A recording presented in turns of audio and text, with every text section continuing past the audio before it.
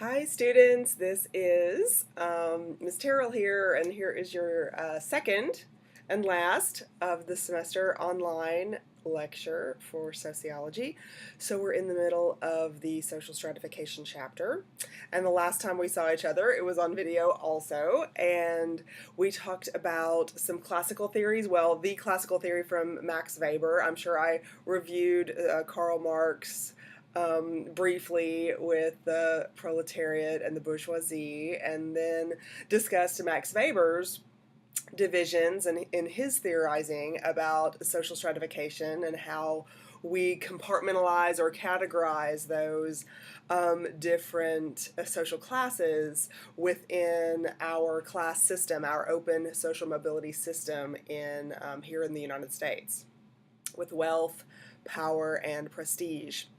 And then, of course, we would have looked at Gilbert's divisions, 7 socioeconomic classes. So the word socioeconomic class is a key term that you need to understand the components of.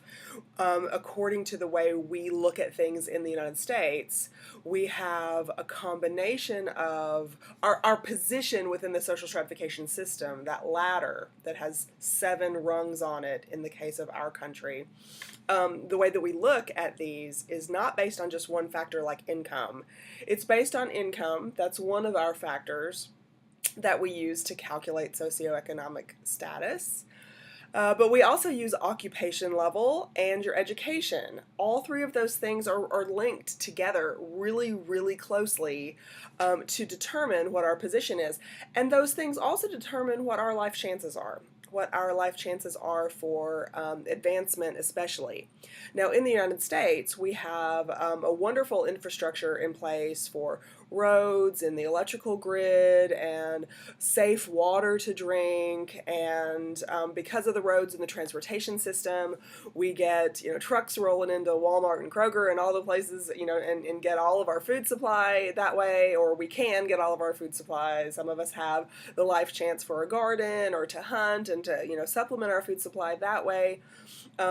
Where we live in Central Arkansas, we are very fortunate to have lots of schooling opportunities past high school that give us the education level that will qualify us for certain occupations that give us a higher income level. So all of those things are connected, and it determines our place within that social stratification ladder.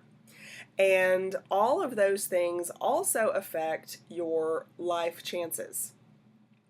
So there is a short video, it's something like 15 minutes long, on my YouTube channel that I didn't make. It's an old video from the 1950s, I think, in black and white with a narrator, and kind of hokey, according to our standards, when you look back at the way that things were produced in the 1950s. But it's got very valuable information in it, and it sort of breaks down this socioeconomic class with income, occupation, education level, also ascribed status of social class to explain that point a little bit more.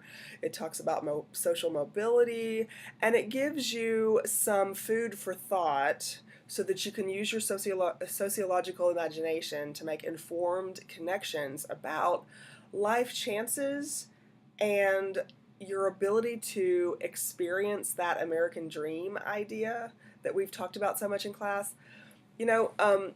With class as an ascribed status, that means it's given to you at birth, or it's assigned to you involuntarily, as you recall. But the American dream talks about being able to use upward mobility, use your hard work, use your education to gain or to increase social position. So this little video that I'm going to have you watch in addition to this one that you're looking at now, this video is really going to help, I think, drive it home to explain how things are different, how the social classes that exist in the United States really put fences between us as individuals, and affects our life chances. Our social class, our ascribed status that we have affects our life chances within the United States. So today we're going to talk more about the United States, but also branch into global stratification. You're going to see some familiar words in the definition of global stratification, which you'll find in Chapter 8. Global stratification is a measurement of the differences between wealth, power, and prestige. Those are Max Weber's words. It's the differences in wealth, power, and prestige of the nations of the world in comparison to each other, but also of the people within those nations compared to each other, and the people within those nations compared to other people in other nations worldwide. So there's very, very, very drastic differences in the wealth, power, and prestige, the distribution of wealth, power, and prestige among people and nations of the world. And that's what global stratification is all about. So there's definite differences in social class in the United States. There's definite differences in social class in the other systems of social stratification that you can study around the world. But when you compare nations to nations and the style of life from the people, the population in those nations, to another population, to a different nation across the world, you see extremely different styles of life and extremely different exposure or ability to take advantage of life chances. That's another component of the definition of global stratification. You have drastically different amounts of wealth, power, and prestige that's distributed very unevenly among the nations of the world and the people of the world, and that drastically affects the life chances of those people in the world. So we broke down the term life chances. We made it a more complicated definition, kind of. We dissected it and broke it down from the one that's just listed in the book in Chapter 7. So the book's definition, of course, is correct. We just broke it down to get a little bit more discussion and meat on the bones. So, life chances, according to the way that we wrote it in class a couple weeks ago, life chances are opportunities we have in life to get one of two different things. The first thing is subsistence level existence. So subsistence is what do you need for daily survival. And so think about this as just the bare bones mechanics of what it means to be human beings. We need to have food, potable water, and shelter. Some people argue that healthcare should go into that basic necessity, that subsistence level. You can decide whether you want to include that healthcare concept as a basic subsistence level. And I think next week, when we do some comparisons between style of life in the United States and style of life elsewhere, I'm going to use a country in Africa. Liberia is the country that we're going to look at a video that describes the standard of living there, and we're going to compare it to our own. I think that you're going to see that subsistence there is one of the major life chances that people struggle for. It's not just an opportunity to subsist, it's a struggle to subsist. And so that's going to be a major difference in this wealth, power, and prestige distribution and the ability to have life chances, take advantage of life chances to better yourself. Okay, so we're going to look at global stratification, we're going to look at poverty, so today in this lecture. So one interesting thing that I think, it's always been interesting to me anyways, is that in any sociology book that you can pick up, the one of course that's assigned to this textbook, or to this course, the textbook assigned to this course, or any other sociology textbook that you can pick up, you won't find a definition of just the word poverty by itself, like you will in the dictionary. Like you can go to dictionary.com, you can look up the word poverty, and it'll give you a definition. I'm not sure what it says because it's not a sociological definition, so don't go and use the dictionary as an outside source for sociology, because whatever definition is in there is not going to reinforce the knowledge that you need in order to make those informed connections in a sociological way. Okay, so poverty by itself is not a word that we can define. One of the ways that you can use poverty to develop a definition is you put adjectives in front of it, or you can talk about an official poverty line. So we do in the United States talk about a lot, and we use the concept of an official poverty line as a bare minimum to understand what poverty, what a snapshot of poverty looks like in a given place at a given time. So, for instance, poverty in Jackson, Mississippi, or poverty in Helena, Montana, poverty in LA, or poverty in New Jersey, these different places affect what poverty, what the impoverished experience is, because costs for different necessities that are considered to be subsistence level necessity, the costs for these things is different from Los Angeles to Jackson, Mississippi, and all those other places that I mentioned. So the official poverty line, when we calculate that in the United States, is this really big long equation with a lot of different data points added to it, like the cost of rent and the cost of food, the cost of transportation, the chances that you have for higher education or jobs in the area, that kind of economic climate that exists in the place where you live. All of those things are factored into the long equation that is used to calculate the official poverty line in these different places in the nation. So the official poverty line is the minimum calculation. It's the minimum amount of money after you plug in all the costs for all those different exponents and variables, not exponents, sorry, variables in the equation. When you plug those in and calculate a number, that number is considered to be the official poverty line for that particular place. So I'm just going to throw a number out there as a random example. Let's say that in Bryant, Arkansas, let's say that a family of 4 is at the poverty line or below the poverty line if they make $24,000 a year or less. So $24,000 a year or less, the budgeting that you're going to have to do with that money to sustain a family of 4, you're going to have probably plenty of life chances to get your subsistence level things taken care of. So you should be able to have sufficient, maybe not fantastic, but sufficient shelter. Because of the infrastructure in the United States, we have water resources that's going to ensure that we have potable water to drink, and you're going to have access to food. So that's the first part of the definition of life chances.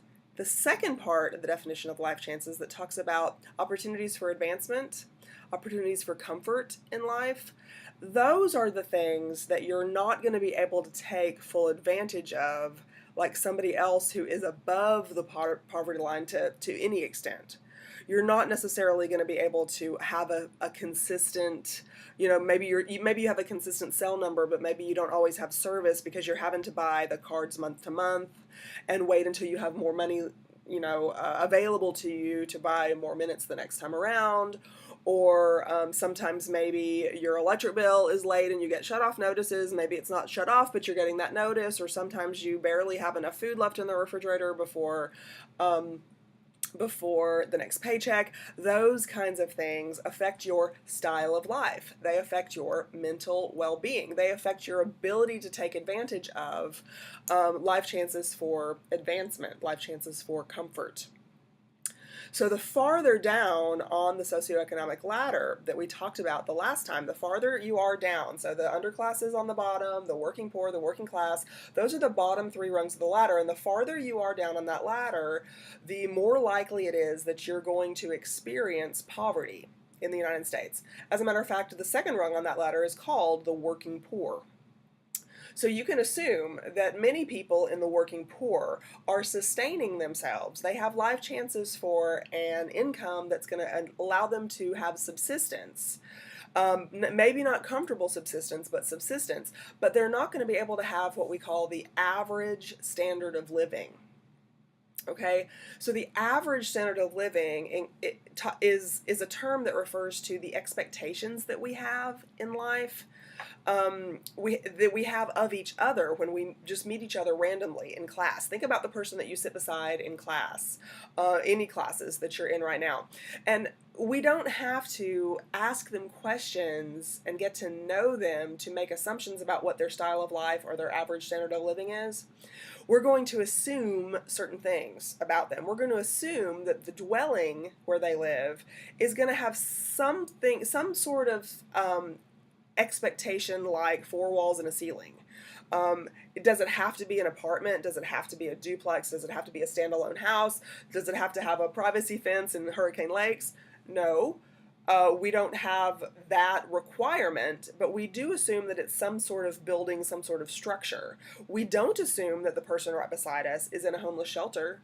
We don't assume that the person right beside us lives in a van down by the river. We don't make those assumptions. We have an assumption about the average standard of living, with certain life chances that are a part of that average standard of living because we live in the United States.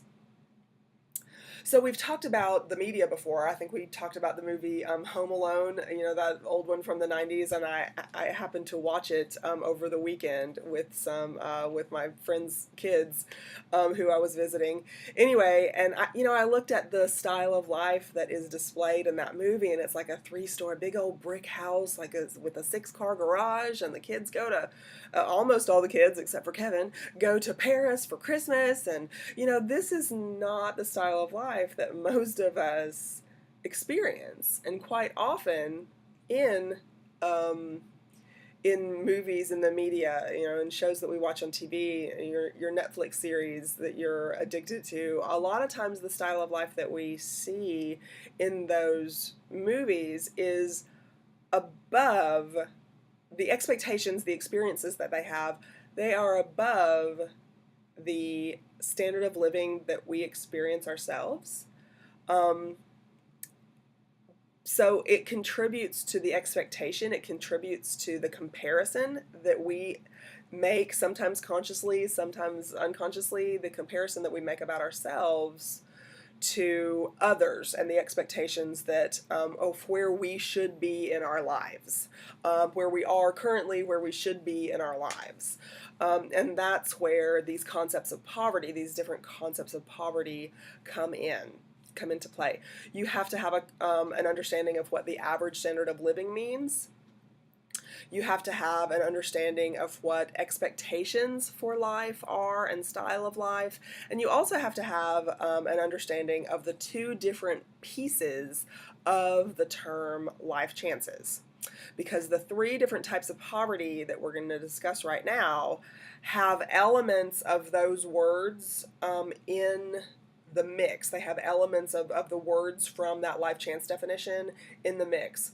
And the first word that you'll probably notice that we talked about when we got the definition of life chances, the first word that you'll see is in the definition of the official poverty line.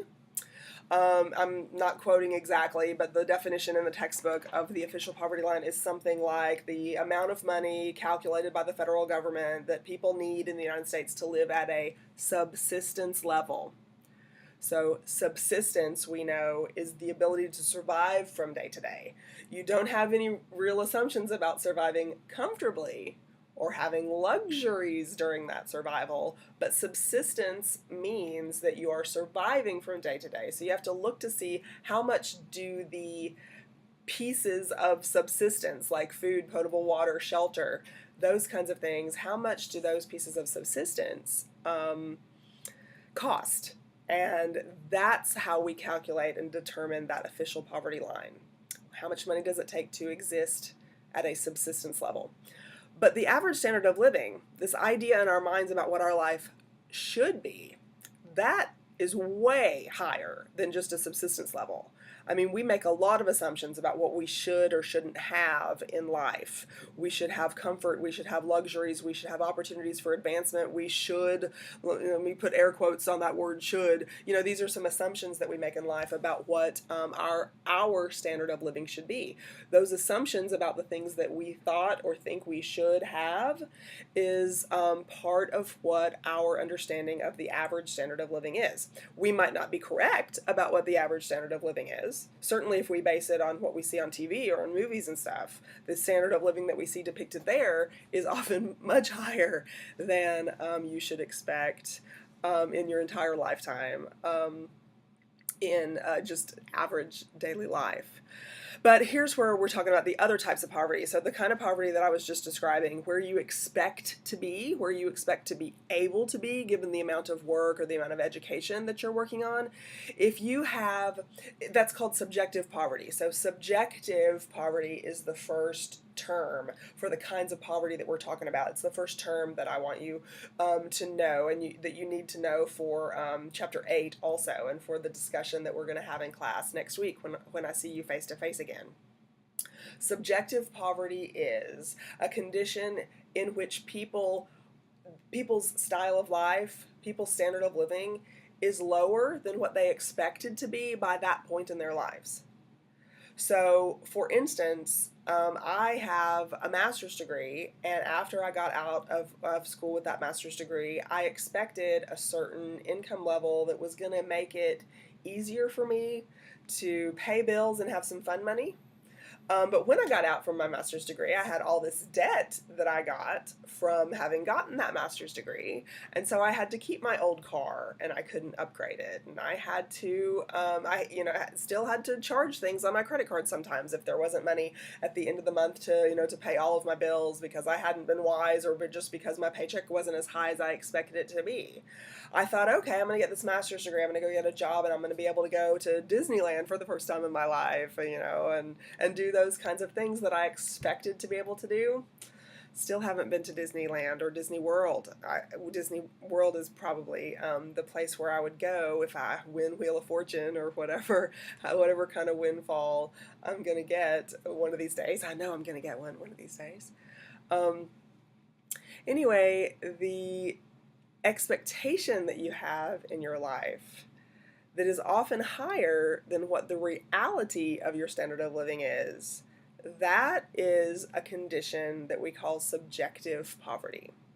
You expect to be comfortable. You expect to have advantages and some luxuries. You expect, after the hard work that you do, the American dream tells us it's supposed to pay off. Right? Well, what does payoff mean? The expectations that we have for the American dream paying off, these are different for everybody, as we've talked about, but also we have some expectations about average standard of living that perhaps the media contributes to. Perhaps driving around town and seeing the different styles of homes and the different areas of town gives us expectations for what we thought we would be able to achieve in our lifetime. And often the place where we actually are and the place we thought we would be, often there's a gap. That gap represents something we call subjective poverty. That doesn't mean we're going hungry. That does not mean we don't have money for the electric bill. That does not mean we don't have plumbing and running water in our house.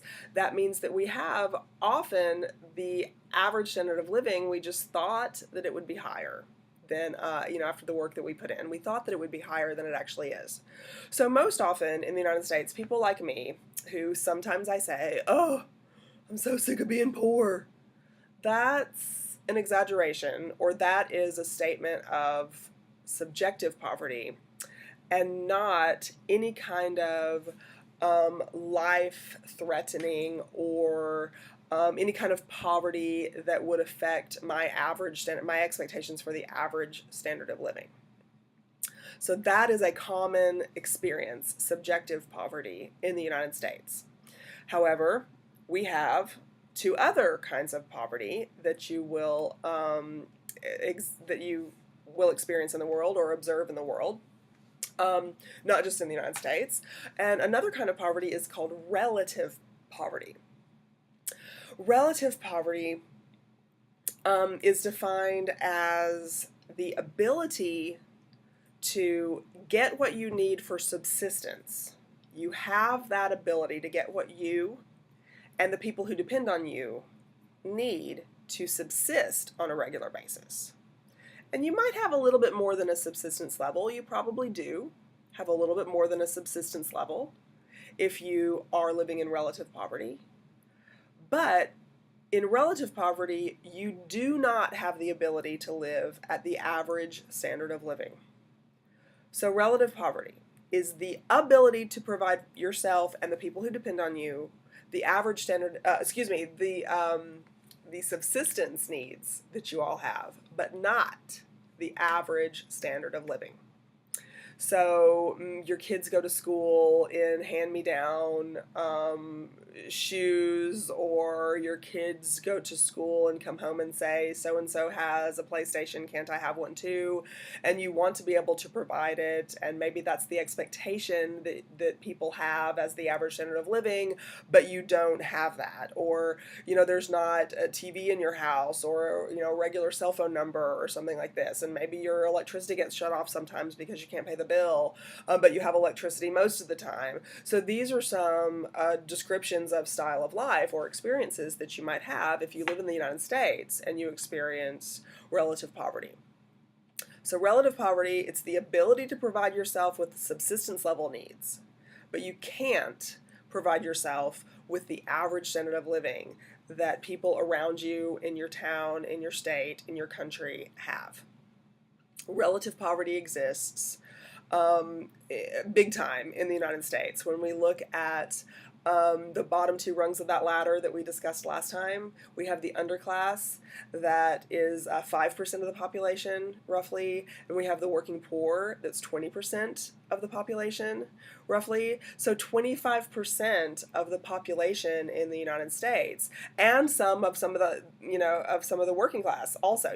Some of that 30% that is on the working class rung of that ladder, some of those folks also experience relative poverty, because they're not able to live up to that average standard of living that people in the United States have. So you have relative poverty very commonly in the United States. It's not life-threatening, however, because you're able to give yourself the subsistence needs. You're able to have food, potable water, and shelter enough to keep you alive from day to day. The third type of poverty is called absolute poverty. Absolute poverty is life-threatening.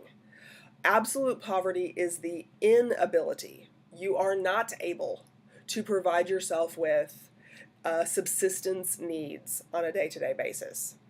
When we first talked about that word subsistence, I told you that it's about survival from day to day. So survival from day to day is like a real thing. It means that it's deadly if you're not able to provide yourself with subsistence needs. So absolute poverty is a type of poverty that you will find in the United States, but it's not nearly as common as relative poverty and subjective poverty. It's not as common as those two things because in the United States we have a whole bunch of social services. We have an infrastructure that provides us with things like clean water. So even though most of us probably won't drink out of the hose attached to the spigot at our yard or something like that, that's clean water. It comes out most of the time, if it's not well water or something. If it's hooked up to the municipal water supply, that is potable water that we're able to drink and sustain ourselves with. If you're not able to provide yourself with enough food, obviously you know that people can starve to death if you don't have enough food. If you don't have shelter, depending upon what the climate is in your area, you could freeze to death if you're outside. I was in New York one time for a vacation and flipped on the news in the hotel room as I was getting ready one morning and heard the news that a homeless person had frozen to death on a park bench that night. It was December when I was there, and yeah, that person did not have the ability to provide themselves with shelter in order to survive from day to day, and that is the example, a very precise example of what absolute poverty is all about. Absolute poverty is the inability to provide yourself with subsistence needs, so it's life-threatening. When we look globally at styles of life and different standards of living that people should expect from one country to the next, we can rate countries based on the amount of income that the individuals within those countries earn.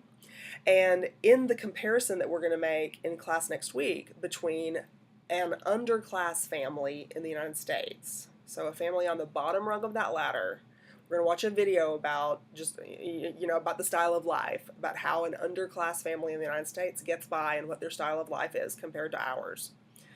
We're going to look at them, and we're also going to look at several different examples of people trying to survive in Liberia, which is a country in Africa.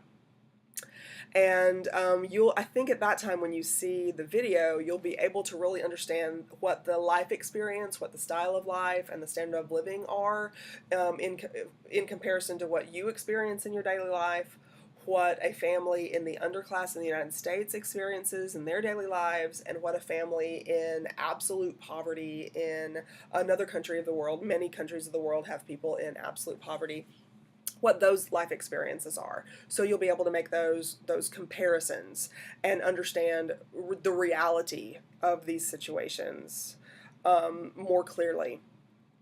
So in Chapter 8, when you're reading about global stratification, you already have the definition of that from earlier in this discussion.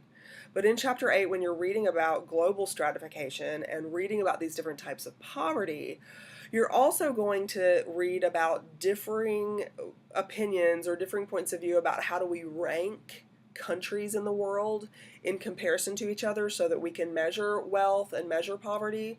There are 3 different approaches. Some of them you've already heard of, like the developed nations or underdeveloped or developing nations.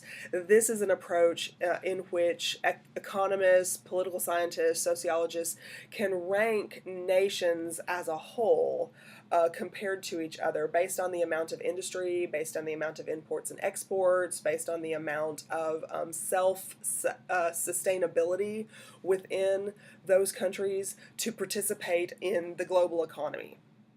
So you'll have like a developing, underdeveloped, and developed nations.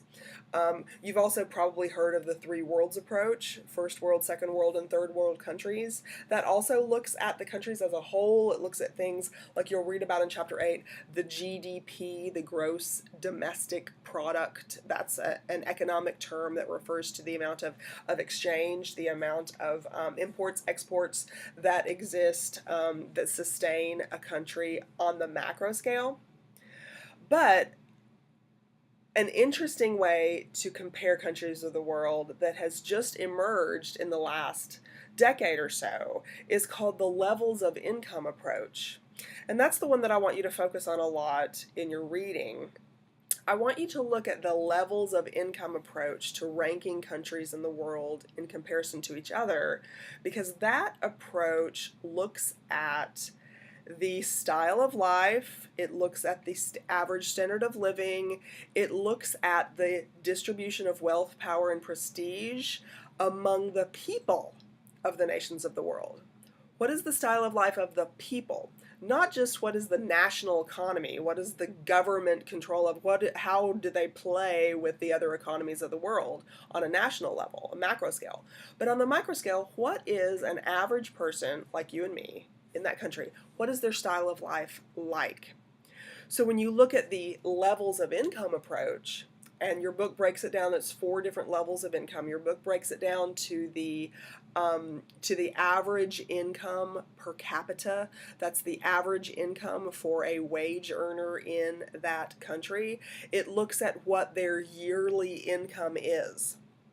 And based on what their yearly income is, you can determine whether somebody lives in absolute poverty, relative poverty, or subjective poverty. So remember that absolute poverty is life-threatening. You don't have the ability to provide for yourself or the people who depend on you subsistence level needs.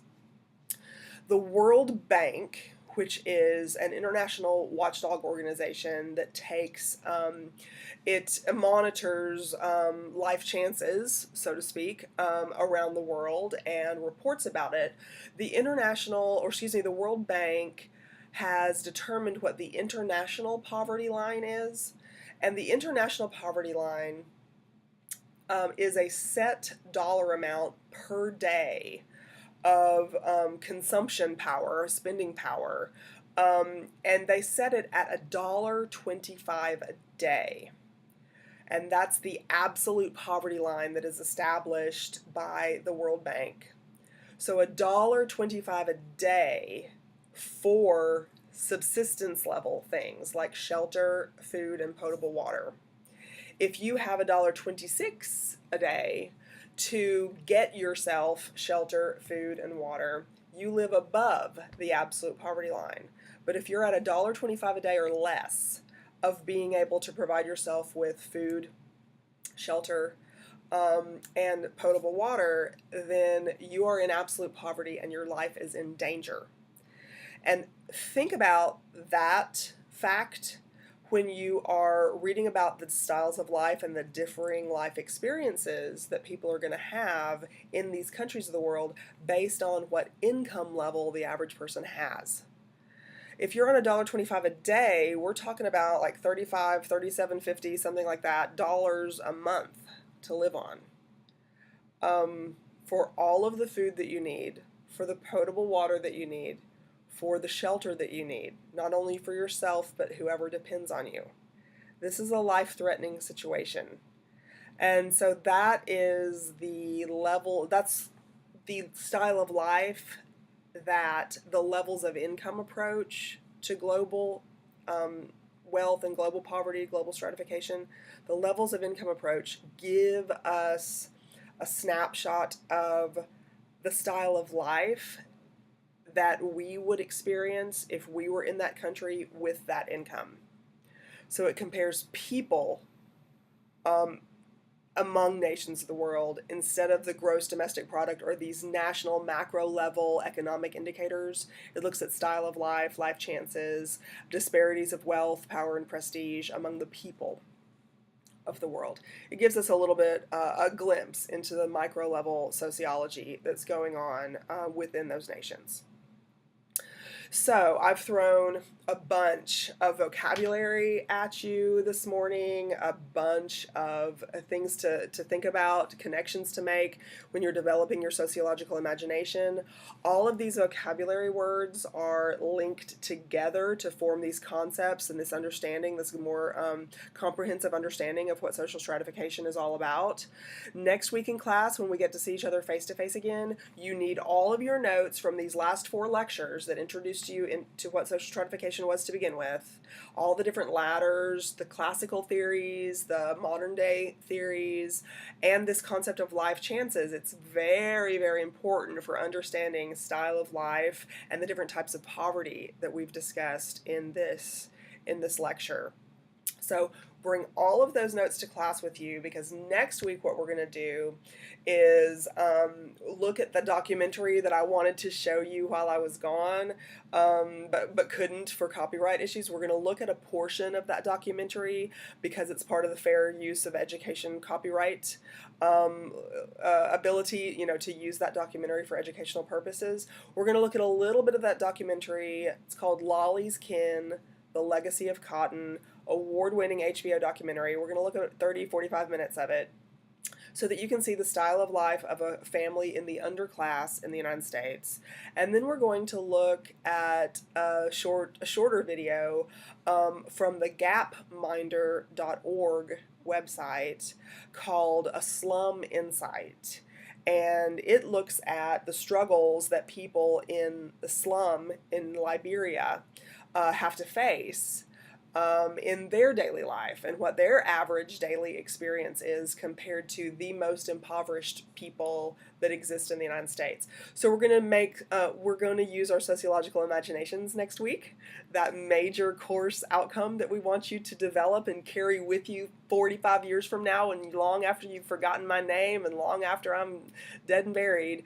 I want you to be a better thinker, be able to make informed connections. You'll have a fuller, happier life, and a better understanding of the why and the how things work in life. Your sociological imagination will help you with a curiosity that you need to take with you throughout your life experience so that you'll be a lifelong learner and use those informed connections that we've talked about, use those to make all kinds of decisions that you're going to be faced in your life in the future. So all this information is important, folks. It's important. Okay, so I will see y'all next week, and be good, study hard. Bye.